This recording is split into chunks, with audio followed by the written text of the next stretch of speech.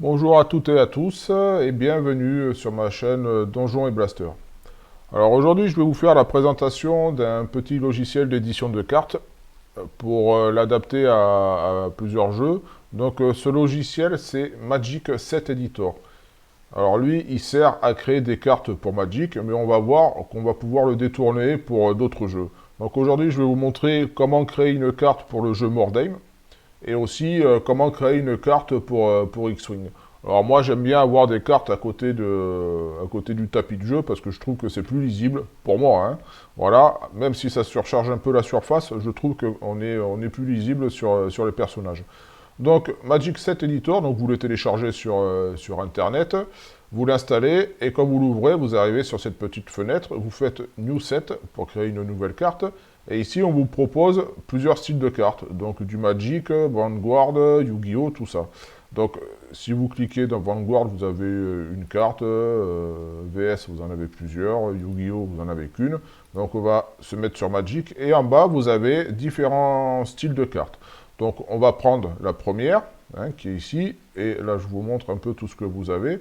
Donc pour les gens qui jouent pas mal à Magic, hein, donc, vous connaissez peut-être toutes ces versions. Donc on va garder la première. Et on va arriver sur l'éditeur de cartes. Donc ça se présente comme ça. Ici, vous avez la carte qui est là, avec plein de champs à remplir. Donc ici, vous pouvez écrire. Là, vous allez pouvoir mettre une image. Là, vous allez écrire. Et ici, vous allez écrire le texte, hein, donc comme une carte Magic. Autre avantage aussi, c'est que vous pouvez changer la bordure ou la couleur de l'intérieur. Donc vous cliquez sur la bordure, vous changez, vous mettez blanc, ou vous mettez, je sais pas moi, silver, voilà, ou vous remettez par défaut noir.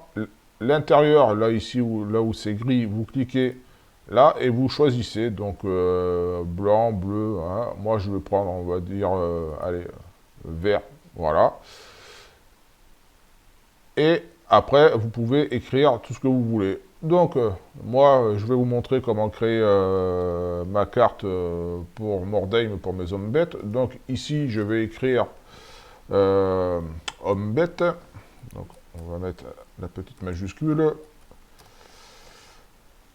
Homme bête. Son nom, Gorak. Voilà. Son coût, donc c'est un gore, ça vaut 35 points. Et ici, là, dans ce champ-là, moi, je marque les caractéristiques. Donc, on va mettre mouvement 5, CC 4, CT 3. Donc, hein, pour ceux qui jouent à Mordheim, ils connaissent, hein, la force, l'endurance, la capacité de tir, hein. Force 3, endurance 4, PV 1, initiative 3, attaque 1 et commandement 6. Donc après, pour que ce soit un peu plus visible, on va mettre des espaces. Tac. Voilà.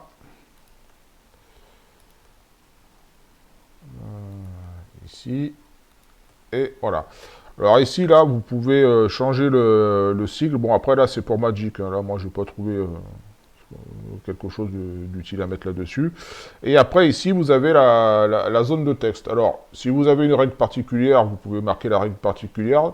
Mais par contre, moi, ici, ce que je fais, c'est que je marque plutôt les expériences. Alors, sur la feuille de personnage de Magic, de Mordheim, c'est représenté avec des carrés. Et au bout de 5 carrés, on a un carré noir qui fait qu'on va gagner de l'expérience, tout ça. Donc moi, j'ai matérialisé ça avec le 0.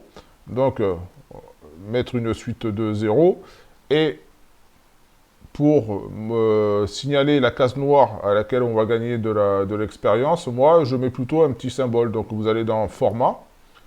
Vous avez marqué Insérer symbole. Et là, vous cherchez quelque chose qui vous convienne. Alors moi, j'avais marqué un petit crâne.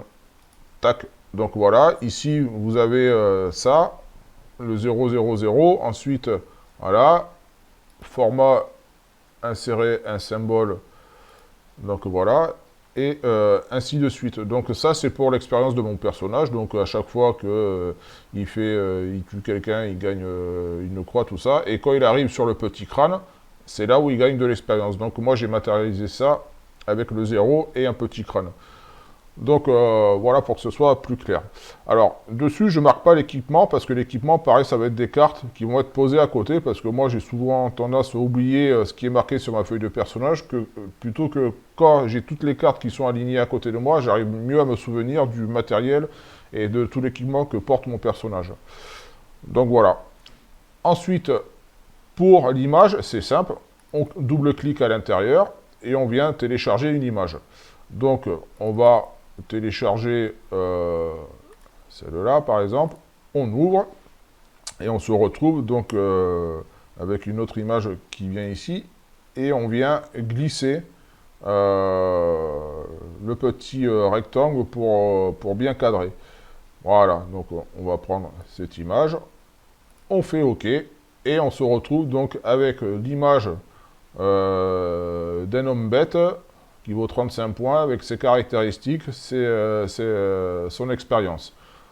Donc voilà. Ensuite, pour la sauvegarder, on vient cliquer ici. On la sauvegarde au format Magic Set Editor. Comme ça va nous permettre de modifier la carte plus tard, hein, si on veut. Ou alors, si on veut directement l'imprimer, on fait File, on l'exporte au format card image, et là, après, vous allez pouvoir l'imprimer.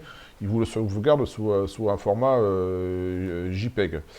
Alors, tout à l'heure, je vous ai dit que moi, je mettais aussi l'équipement sous forme de carte. Donc, là, pareil, on va ouvrir une nouvelle carte. Voilà, on va prendre celle-là, toujours la même. On fait OK. Alors, par exemple, ici, je vais marquer épée.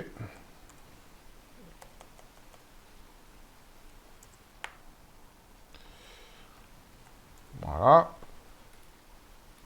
Là, ici, je clique à l'intérieur. J'ai une image d'épée que je viens sélectionner, que je viens recadrer. Voilà, comme ça. Donc là, on a l'épée. Et ici, la règle spéciale de l'épée. Donc, la portée, c'est... hop, j'ai mis un T en trop. La portée, c'est du corps à corps. D'accord. La force, c'est utilisateur. Voilà, ainsi de suite. Après, avec la règle particulière, parade. Voilà, et on explique la parade. Alors, ce qu'il y a, c'est que quand vous écrivez, au fur et à mesure que vous écrivez, la police elle diminue. Donc là, je vais mettre une suite de lettres, et vous allez voir qu'au fur et à mesure, la taille diminue, et vous pouvez écrire pas mal de choses à l'intérieur. Après, ça devient de plus en plus petit aussi, hein, donc, mais là, ça s'adapte au texte. Voilà donc pour le personnage de Mordheim. Donc je vais vous montrer moi ce que j'avais fait. Donc par exemple on va prendre pour mon chef homme bête. Donc là je l'avais mis en format double carte, hein, qui est dans les calques, donc on peut le choisir. Donc chef homme bête, voilà, Gorak, ses points. Alors ça vaut pas 80 points, hein, ça vaut 65 points, c'était simplement un test. Ses caractéristiques.